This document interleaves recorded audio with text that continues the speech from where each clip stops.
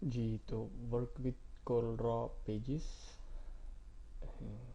कोलरॉ के पेजेस पे काम करना।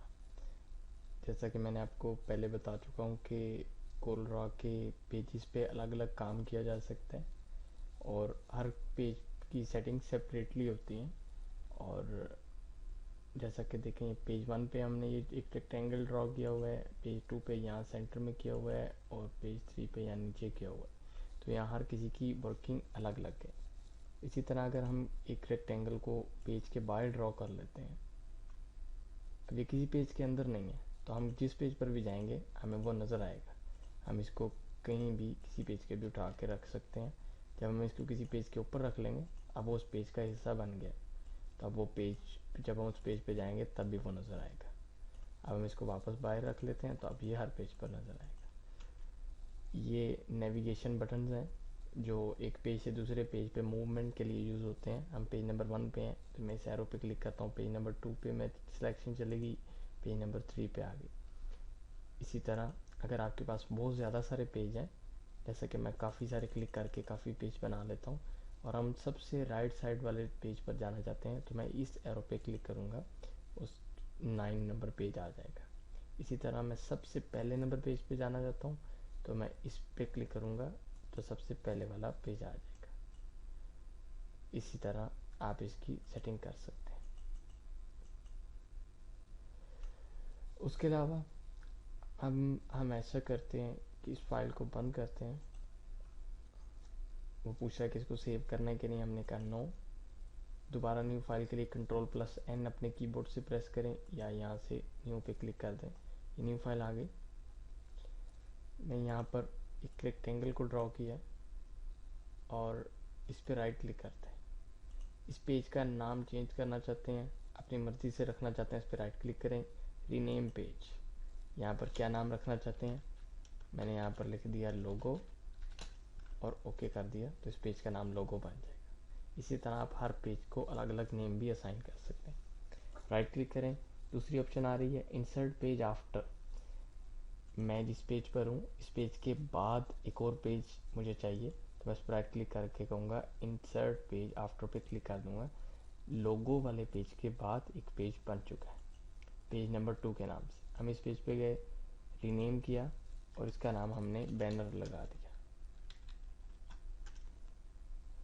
अब मैं इस पर राइट क्लिक करता हूँ और third option insert page before, यानी कि मुझे इससे पहले बैनर वाले पेज से पहले एक पेज चाहिए। तो जैसे ही मैं इसके ऊपर इंसर्ट पेज बिफोर पे क्लिक करूँगा तो बैनर वाला पेज आगे शिफ्ट हो जाएगा, यानी कि तीसरे नंबर पे शिफ्ट हो जाएगा और दूसरे नंबर पे एक न्यू पेज बन जाएगा। इसी तरह डुप्लीकेट पेज की ऑप्शन आ रही है कि मैंने अगर इस पर कुछ वर्किंग की हुई है तो ये इसकी कॉपी हो जाए, जैसा कि ये बैनर वाले पेज पे और मैंने यहाँ पर एक रेक्टेंगल बनाया हुआ है, इस पर मैंने काम किया हुआ है। राइट क्लिक किया, डुप्लीकेट पेज, तो वो पूछ रहा है कॉपी लेयर ओनली, सिर्फ मैं पेज को कॉपी करूँ या copy layer and their content, कि इस पेज को और इस पेज के अंदर जो चीज़ें हैं उनको भी कॉपी करें। तो जो आपको चाहिए उस पर सिलेक्ट कर लें, मैंने कंटेंट पे किया हुआ है। और साथ आप उसकी पोजीशन भी बता सकते हैं कि जो मेरा पेज है उसके बाद में आफ्टर सिलेक्टेड पेज जो मैंने सेलेक्ट किया उसके बाद आए, या बिफोर सिलेक्टेड पेज जो मैंने सेलेक्ट किया उससे पहले आए। तो मैंने कह दिया कि पहले आए और ओके कर दिया। देखिए बैनर से पहले पेज नंबर थ्री बन गया और ये पेज नंबर थ्री पे सेम वही रेक्टेंगल आ रहा है, हालांकि हमने फोर पे बनाया था।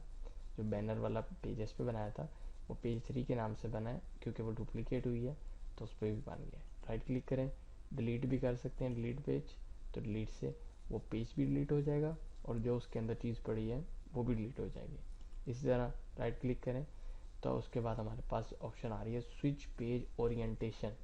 ओरिएंटेशन किसको कहा जाता है, ओरिएंटेशन इसको कहा जाता है कि ये पेज इससे हम लंबाई के रुख में है, कि इसकी चौड़ाई कम है लंबाई ज़्यादा है, तो इस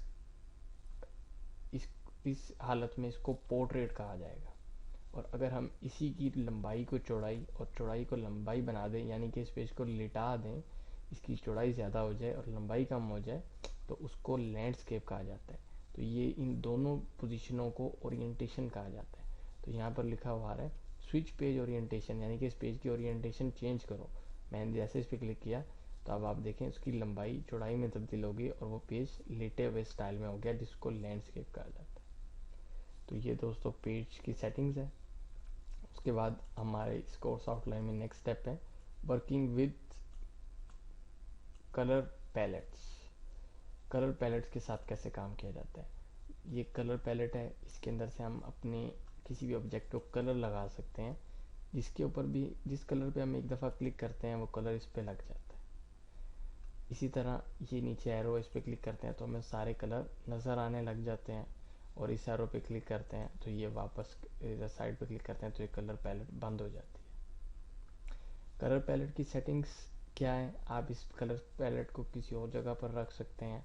यहाँ पर ऊपर आपको 3 छोटे से डॉट्स नज़र आ रहे हैं, इसको क्लिक करके रखें, इसको नीचे ला के रख लें, या इसको जहाँ आपको इजी लगता है वहाँ पर आप उसकी मूवमेंट कर सकते हैं और वहाँ इसको रख सकते हैं। अगर आपसे गलती से कलर पैलेट गायब हो जाए तो उसको वापस लाने के लिए ऊपर मेन्यू बार में से विंडो पर क्लिक करें, टूल बार कलर पैलेट में डिफ़ॉल्ट पैलेट पे क्लिक कर दें तो ये आ जाए। इस टाइम आप अगर इसके ऊपर यहाँ पर 3 जीरो पर डॉट्स आ रहे हैं, इनके ऊपर राइट क्लिक करें तो यहाँ पर ऑप्शन आ रही है रॉस, कि आपको कलर्स की कितनी रॉस चाहिए। अगर मैं यहाँ पे 1 पे क्लिक होगा तो बाकी 2 रो हाइट होंगी, और जब आप इस पर क्लिक करेंगे तो सारे कलर नज़र आने लग जाएंगे। अगर आप ये चाहते हैं कि तमाम कलर हमेशा नज़र आते रहें तो आप इसके ऊपर राइट क्लिक करें और रॉस के ऊपर जाके 3 रॉस कर दें कि मुझे 3 रॉस चाहिए। इसी तरह आप 2 रॉस भी सेट कर सकते हैं। तो इस ट्यूटोरियल में हमने ये 2 चीज़ें सीखी हैं कि वर्क विथ CorelDRAW पेजेस और वर्क विथ कलर पैलेट्स।